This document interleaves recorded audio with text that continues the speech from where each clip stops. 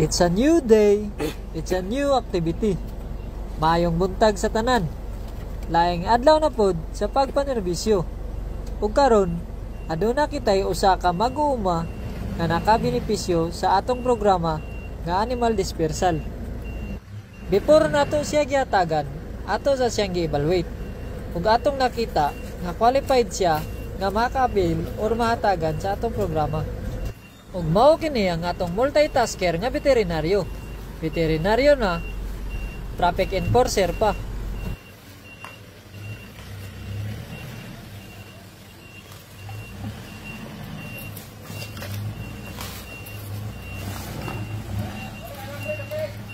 Laman. Tuklang kay naikwan na gulo he. Tuyok day ka.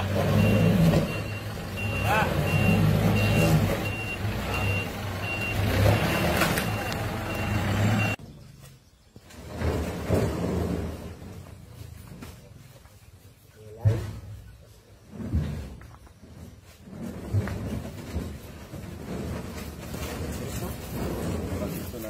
Dire na to sa sunod kan pwede ra man dire siguro kay wa man to nimo masira dito. Oh, pwede ra. Ha? Pwede ra. Pwede ra dire. Mayroon tawlaan. Okay, wala.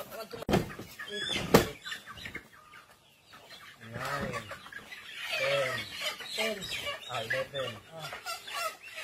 12. 14. 14.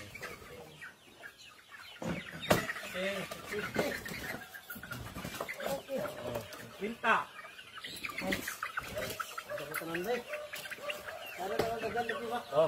Ug gihatagan din nato sila 50 heads ka mga manok. Okay, na pa dito. Ay, baka po kita naman ba? Paidot na mo sir sa buong country. Oo, kuno. Hubag lagi ang mata. ang matag yun, kuraysa na. Wala man na mabakunahan kuraysa, kini na bakunahan man ni kuraysa. So kita ang sakit, mubakuna ta ug unsa nga klase nga sakit. Ang kumpikas. Ang apila. Ito natin yung area nga sada gid niya. Worte siya nga atong gitagaan.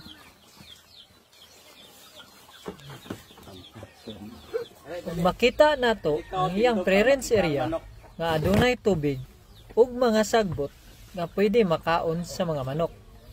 Ug diri ra tama ang atong video karon. Please follow and share. Daghang salamat.